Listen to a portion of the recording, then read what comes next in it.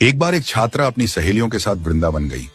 वृंदावन में उसने ठाकुर जी, राधा रामन, बाके बिहारी, राधा वल्लभ और बरसाना के दर्शन किए। राधा रानी से उसका मन बहुत प्रसन्न था और जब वह कूंज की गलियों में चल रही थी, उसने लड्डू गोपाल को देखा। उसके मन में विचार आया कि लड्डू गोपाल मेरे पास भी होने चाहिए।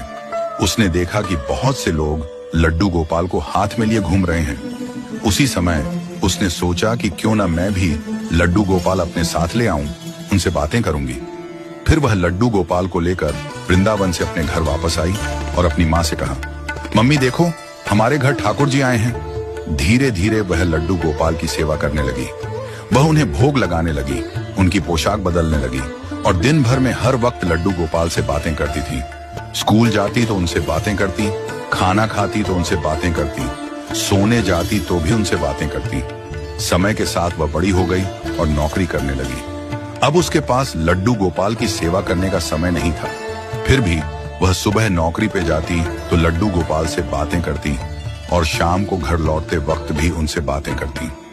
उसने अपनी माँ से कहा, मम्मी आप लड्डू गोपाल की सेवा किया करो, उनका भोग लगा दिया करो और उनकी पोशाक बदल दिया करो। एक दिन उसने देखा कि लड्डू गोपाल की पोशाक एक ही रंग में लटकी है और उनका चेहरा भी साफ नहीं है। यह देखकर उसे ख्याल आया कि उसकी माँ लड्डू गोपाल की पूरी सेवा नहीं कर पा रही है। उसकी माँ ने बताया कि घर के कामों में इतनी व्यस्तता रहती है कि लड्डू गोपाल की सेवा करने का समय नहीं मिल पाता। वह लड्डू गोपाल को स्नान नहीं करवा पाती और उनकी पोशाक भी नहीं बदल पाती। ये सुनकर उस लड़की का दिल टूट गया। उसे लगा कि ठाकुर जी का सम्मान नहीं हो रहा है और उनकी सेवा सही ढंग से नहीं हो पा रही। उसने ठान लिया कि उसे लड्डू गोपाल को कहीं विसर्जित कर देना चाहिए, क्योंकि जहां उनका सम्मान नहीं होता वहां उन्हें नहीं रहना चाहिए। एक दिन उसने लड्डू गोपाल को लेकर नदी के किनारे गई और वहां खड़े होकर ठाकुर जी से बातें करने लगी। उसकी आंखों में आंसू थे और हाथ कांप रहे थे। वह बार बार कह रही थी, मेरे कन्हैया मुझे माफ करना, मेरी गलती है कि मैंने आपको वृंदावन से यहाँ लाकर रखा, लेकिन मैं आपकी सेवा नहीं कर पाई, मुझे माफ करना। वह रोते हुए राधा रानी से भी कहने लगी, हे राधा रानी, आप मेरे लड्डू गोपाल का ख्याल रखना। इसी दौरान एक छोटी सी लड़की लगभग 12-13 साल की पीछे से आई और उसने पूछा, दीदी आप लड्डू गोपाल को क्यों विसर्जित कर रही हो? ये तो बहुत सुंदर हैं, बहुत प्यारे हैं, क्या आप इन्हें मुझे दे सकती हैं? मैं इनकी सेवा करूंगी, इनको भोग लगाऊंगी, इनकी पोशाक बदलूंगी। यह सुनकर वह लड़की थोड़ी राहत महसूस करने लगी और उसने मन ही मन तय किया कि वह लड्डू गोपाल को उस लड़की को दे देगी जो उनका सम्मान और सेवा करना चाहती थी। उसने लड्डू गोपाल को उस लड़की को सौंप दिया और कहा, तुम मेरे लड्डू का ध्यान रखना।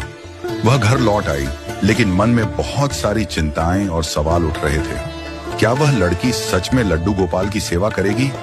क्या वह उन्हें खिलौना समझकर खेल नहीं लेगी? रात को उसने यह सब सोचते हुए आंखें बंद की और सो गई। रात को उसे एक स्वप्न आया। स्वप्न में वह लड़की लड्डू गोपाल को हाथ में लिए हुई थी और राधा रानी का रूप धारण किए हुए थी। उसने कहा, तुम चिंता क्यों करती हो? तुम्हारे लड्डू गोपाल का ध्यान मैं रख रही हूँ। जैसा तुमने मुझसे कहा था वैसा ही मैं कर रही हूँ। वह अब खुश हैं और तुम्हारे लड्डू गोपाल सबसे प्रसन्न हैं। स्वप्न में यह सुनकर वह लड़की भाव विभोर हो गई। उसकी आंखों में आंसू थे और वह भगवान का धन्यवाद करने लगी। इस स्वप्न ने उसे यह एहसास दिलाया कि ठाकुर जी सच में अपने भक्तों के भावों को समझते हैं और उनकी सेवा बिना किसी शारीरिक रूप में भी पूरी होती है। ठाकुर जी के लिए भाव सबसे महत्वपूर्ण होते हैं और हमसे उनकी सेवा कराना उनके लिए कोई कठिनाई नहीं है। आखिरकार उस लड़की ने महसूस किया कि ठाकुर जी को कभी केवल मूर्त मत समझो, उन्हें सच्चे भाव से पुकारो और उनके साथ एक संबंध स्थापित करो।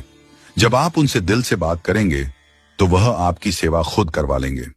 ठाकुर जी के भोग को जब आप उन्हें अर्पित करते हैं तो वह प्रसाद बन जाता है और वह आपके भोजन को अमृत बना देता है। इसी प्रकार ठाकुर जी से संपर्क रखने का सबसे महत्वपूर्ण तरीका यह है कि आप उनसे सच्चे भाव से प्यार और विश्वास से बातचीत करें। यही विश्वास आपके जीवन में चमत्कार लेकर आएगा और आपको उनके प्रेम की अद्वितीय अनुभूति होगी।